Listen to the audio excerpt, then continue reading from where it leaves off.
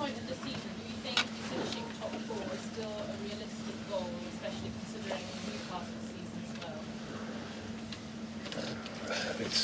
I think that the situation that we're in, to think about what's going to happen in 5 months' time is the wrong path for us. We have to just focus on the next day and the next game, and keep being together, keep the performance level that we showed today, keep taking the challenge that are coming our way, and try to stay together as a team and as a club and move forward. Andy. Hi, Graham. Hi.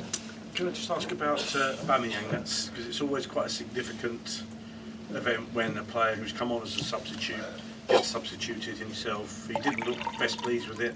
I just wonder if you could explain the decision making and the reaction, and if you expect any kind of fallout from it. No, he came on after 1 minute, so he hasn't played for a while. He put in an absolute shift for us in terms of Manchester City make you run a lot, but I thought he did everything he could for the team. Was fatiguing a little bit, same as Hakim. So that was the decision. We needed a bit of energy. Thought we'd use Amari and Connor and Lewis. I thought we had that energy when they came on. I can imagine, of course, players want to stay on the pitch and want to influence the game, but it's a normal reaction. Nizam. Just wanted to add to that. Did you say anything to him especially because he looked quite upset when he came off? Just from where we were sat, he looked quite upset. No, I mean I haven't got time to speak in any depth at that point. It's you understand footballers want to play and they want to help the team, and it's a decision you have to make. Like I said, he hasn't played for a while, and then when you play against Manchester City as a forward, sometimes you have to do a bit of work off the ball, and he gave everything for the team, and he was just fatiguing a little bit, I thought. So that was the decision. Adrian. Graham, there's a couple more injuries tonight. Do you know anything about those yet? And I know you said you don't like to make excuses, but I mean, how difficult is that situation making it for you, all the injuries? Well, it doesn't make it any easier, but obviously too soon. Raheem, first action in the game, so it's a strange one. There's a back heel, and then obviously Christian's full pelt, and it's a block or a shot, and it's a contact with his knee. Again, with fingers crossed, it's not too bad, but. Mason got a kick yesterday as well, which again we're hopeful for the weekend. But it's just one of those things at the moment. It's I've never experienced anything like it, and obviously I wouldn't like to experience it ideally here, but it is what it is, and I have to just carry on. Jacob. Does it feel like with the injuries that just nothing's going right at the moment? Anything that can go wrong is going wrong?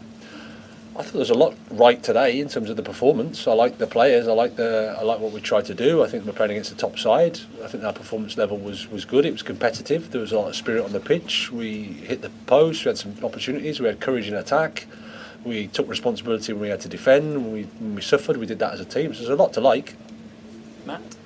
You said just then you wouldn't want to experience this amount of injuries, particularly ideally here. What did you mean by that? Is that because the pressure here is different to other places? Is that because... No, not really, but obviously the expectation is where it is. So you want to be here and have all your players available and have a fully fit squad and be able to compete, and you know the demands of our supporters, who I thought were fantastic today, really supportive and got behind the team in a great way. But it is, it's frustrating for everybody at the moment. Neil. What's your thinking when you switch the centre-backs? I think Koulibaly was on the right at Nottingham and Thiago on the left.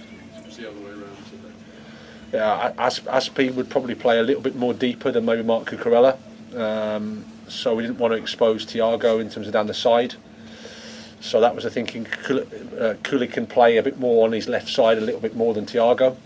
So and then we had Dennis in front of Thiago. So that was the thinking. Gentleman at the back. Yeah.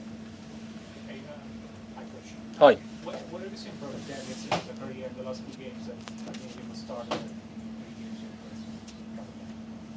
I thought he was really good. I thought defensively covered such ground, won the ball back, gave everything in terms of his duels, then was brave with the ball, found solutions, progressed the ball. I thought it was a positive of the evening. Mike, Horses. I think that's 6 points from a possible 24 now in the Premier League. That's not good enough for Chelsea, is it? No. In terms of if you just analyse that in terms of points and in the amount of games, then it's hard for me to argue against it. Obviously, there's factors that you have to consider. The margins of the Premier League that's a narrow defeat to Manchester City. It's a 1-0 defeat to Newcastle with 9 injuries. It's a 1-0 defeat to Arsenal. It's a bad day against Brighton. It's a draw at Manchester United, and it's a draw away at Brentford. And obviously Nottingham Forest of the day. So points-wise, no. Hard to argue. Margins and the situation, I would say. For me, it's more about how we play.